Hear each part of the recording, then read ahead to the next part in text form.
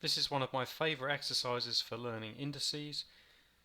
Pause the video, have a go in your own time, simplify if possible. So if you think you can simplify it, do so. And if you think you can't simplify it, just leave it. Okay, so my answers. This does simplify to x to the 5 because it's just x times x times x times x times x times x. This won't simplify because it's x squared plus x cubed. There's two different things added together. We're stuck there, which is fine. So that's it. Similarly, that's something minus. I mean, minus is kind of basically like a plus, yeah. So you can't do that. This one we can. That's x squared over x cubed, which is 1 over x, which you might have written as x to the minus 1. There we go. Let's try the next lot. Again, pause it if you like.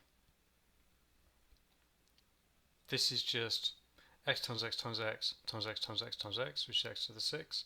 This one, oh wait, we can combine it because although it's two separate things, those separate things are the same. It's like saying elephant plus elephant is 2 elephants, whereas the previous one on the previous page was elephant plus giraffe, which you can't combine.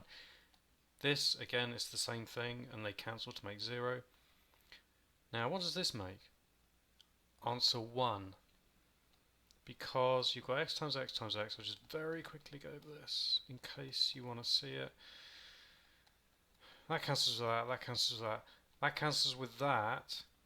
And whenever we cancel just like dividing or timesing, you have to leave a 1 behind.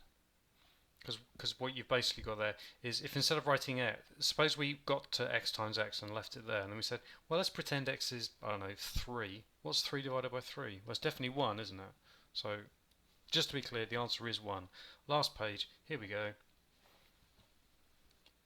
Okay, this one doesn't simplify because it's two different things added together.